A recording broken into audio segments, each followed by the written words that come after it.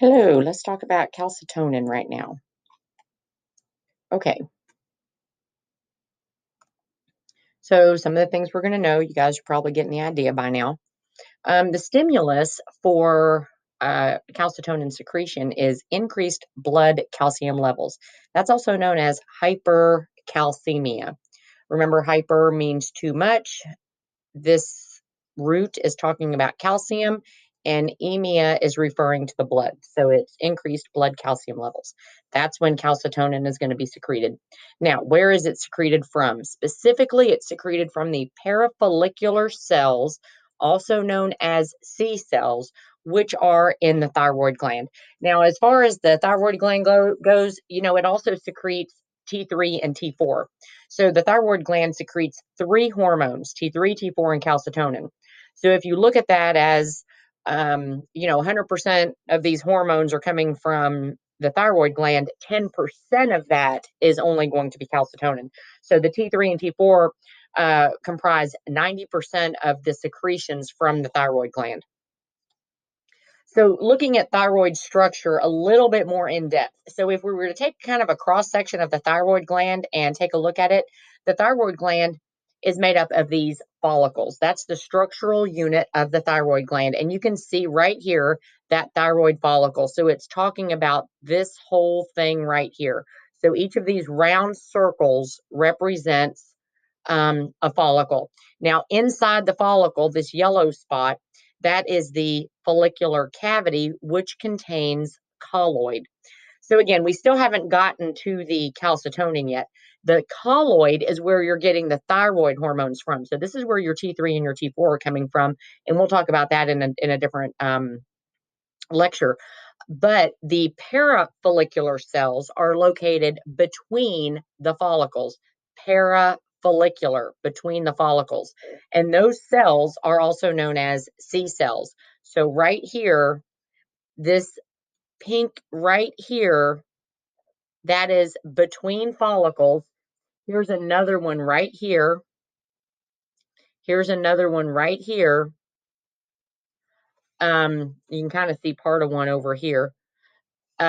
Those are your parafollicular cells. And here's another one. So what are the target cells of calcitonin? So now that the parafollicular cells of the thyroid secrete the calcitonin because blood calcium was too high, where is it going? It's going to three main places. It's going to bone, it's going to your small intestine, and it's going to the kidneys. So bone, what is it going to do when it gets to the bone? The osteoclasts, which are a cell found in bone, osteoclasts break bone down. Well, what they're going to do is they're going to tell the osteoclasts to quit breaking the bone down. And if they're not breaking the bone down, you can't be putting more calcium in the blood. They're also going to tell the osteoblasts, you need to start doing something. And again, all this is because calcium's too high in the blood right now. So it's the osteoblasts are going to pull the calcium from the blood and start making bone. So you're going to have increased bone mass. Now, with the small intestine, you're eating foods rich in calcium. If you've already got a lot of calcium in the blood, we don't need the calcium going into the blood. So it's going to prevent calcium absorption, which means we're just going to let that calcium pass right on through the digestive system. We're not going to take it and put it in the bloodstream. You ate it, it's going to go right on out by way of the feces in the toilet. So we are not going to keep that calcium that you just ate if there's already enough blood calcium levels. Another thing that the calcitonin is going to act on is the kidneys. And what it's going to do is it's going to inhibit calcium reabsorption. Now, keep in mind when we say reabsorption, we mean we're taking that and putting it back in the bloodstream. So kidneys filter blood. And one of the things that's going to filter are calcium ions. And it's going to go out in the urine unless we reabsorb it and put it back in the blood. Well, the kidneys, when calcitonin is present, that's the signal to let the calcium or to let the kidneys know, just go ahead and let it go on out in the urine. We are not keeping this calcium. Just let it pass right on through. So that's going to go out in the urine. So again, when you're trying to get those calcium levels low in the blood, The bone is going to start pulling it out of the blood. Small intestines aren't going to put it in the blood in the first place, and neither are the kidneys.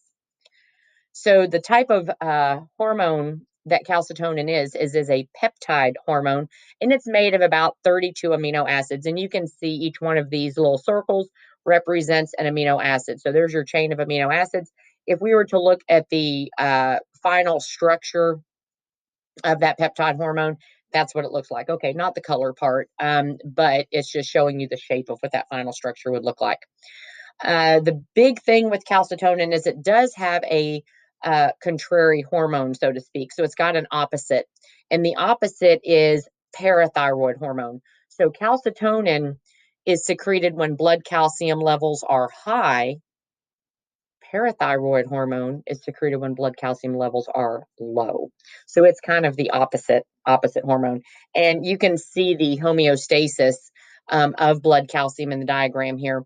And the one that we talked about today was if calcium levels rise, this is the path we're going to see until we get back to homeostasis. In another discussion, we're going to take a look at the bottom part of this graph. What happens if calcium levels are low? And you can see that parathyroid hormone right there is the contra hormone to calcitonin. Okay, and that is it